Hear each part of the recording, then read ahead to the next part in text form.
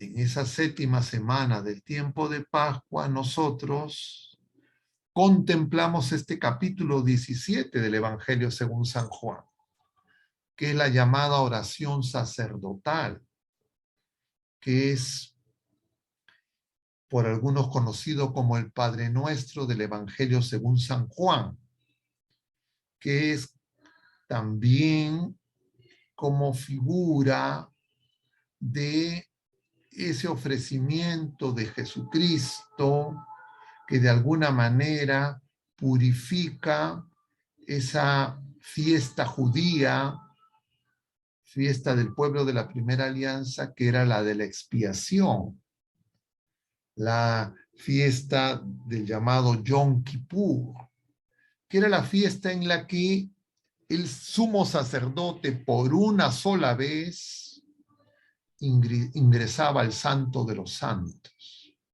Al Santo de los Santos, lo más santo que tenía el templo de Israel, el templo de Jerusalén, donde estaba el Arca de la Alianza, donde estaban las tablas de la ley, donde había restos del maná, de la vara de Aarón, que había florecido. El sumo sacerdote solo ingresaba una sola vez al año. Él era el único autorizado para ingresar. Eso era en la fiesta de Yom Kippur. Y en esa fiesta, el sumo sacerdote una sola vez al año pronunciaba el nombre de Dios, el nombre santo de Dios. Y entonces en esta oración sacerdotal que se produce durante la última cena, Jesús en la última cena, hay ese prólogo solemne del capítulo 13 del Evangelio según San Juan, donde el evangelista dice, habiendo llegado la hora y habiendo amado a los suyos, los amó hasta el extremo.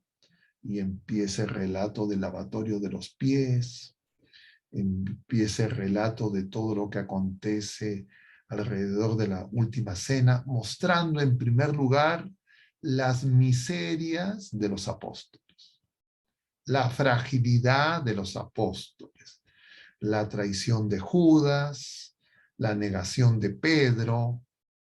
El Señor quiere que nosotros tomemos conciencia de nuestra insuficiencia en nuestra naturaleza humana herida por el pecado, nuestra necesidad de un nuevo nacimiento, de ser una tierra nueva que lo podamos acoger, pero que pueda crecer en nosotros, en la fe, en ese trabajo, que justamente el trabajo que va a producir ese pan, y el trabajo que es esa fe que va a producir ese nuevo vino, que María va a invocar al Señor en Caná de Galilea, que va a dar la verdadera purificación, porque las purificaciones judías ya no alcanzaban.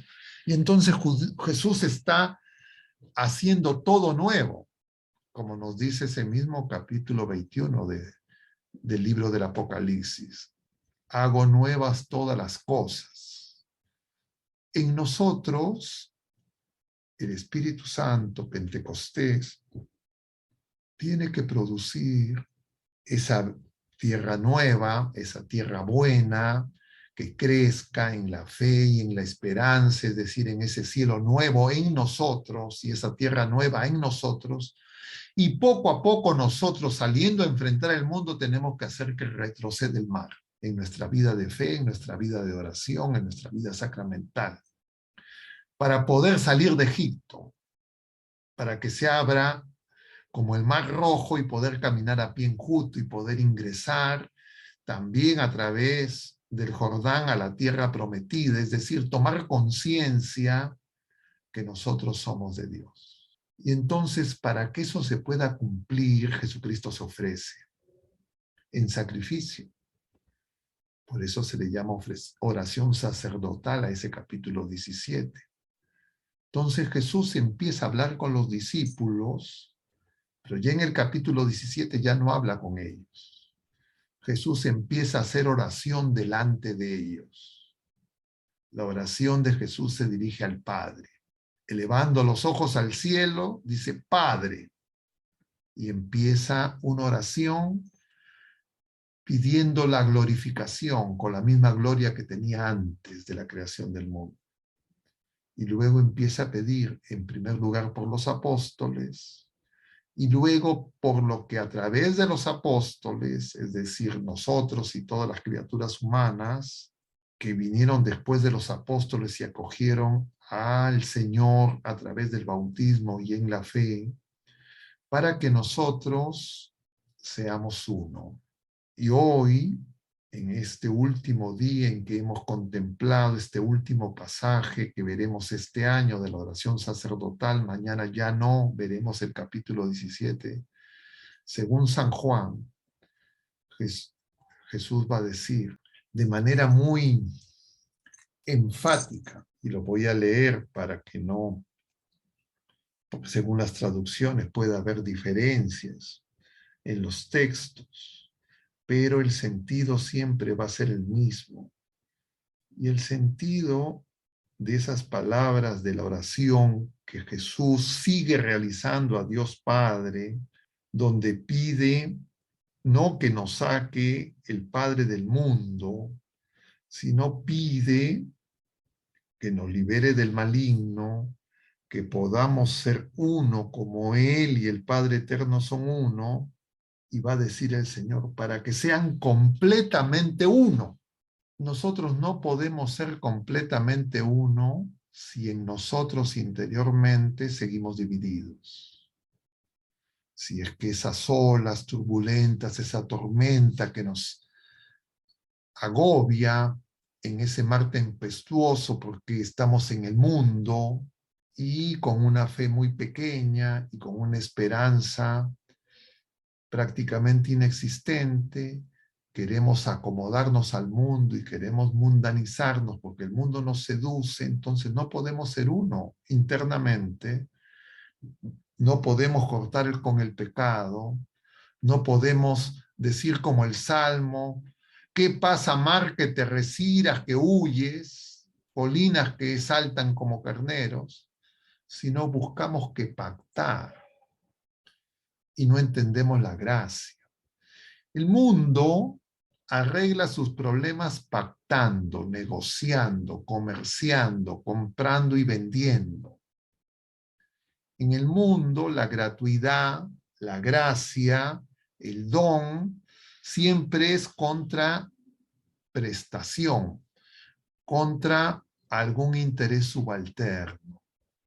Pero el Señor viene a darnos una vida nueva gratuitamente. Él se ofrece, ya no es el sacrificio del sumo sacerdote que ofrecía 2 chivos, un buey y un carnero, por él mismo, por los otros sacerdotes, y luego por el pueblo, y finalmente ese chivo lo enviaban fuera de la ciudad, cargado con los pecados.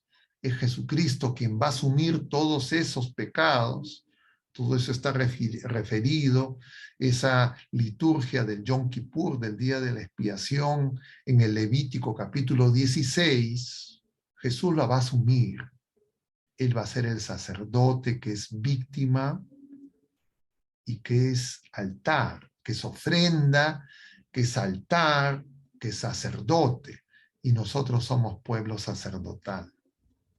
Nosotros estamos llamados también a hacer ofrenda. Pero claro, mientras que no emprendamos la lucha espiritual, nosotros vamos a tener distintos vientos en nosotros. Y esos distintos vientos nos van a impedir vivir la vida nueva de hijos de Dios que sí vive nuestra Madre Santísima en plenitud, sin pecado concebida, jardín cerrado, nunca engañada, la que aplasta la cabeza de la serpiente con su linaje, del cual nosotros somos estirpe. Y entonces ella que nos acoge como hijos en el momento sublime de la consumación de esa expiación, en la cruz y que se anticipa sacramentalmente en la última cena y que el Señor nos explica en su oración, porque hace oración en presencia nuestra, en voz alta, para que nosotros aprendamos a orar, como dice Lucas en el capítulo 11. Estando el Señor en oración, los discípulos le preguntan, enséñanos a orar. Y el Señor les enseña el Padre Nuestro, y por eso la oración sacerdotal del capítulo 17 se le llama el Padre Nuestro de Juan.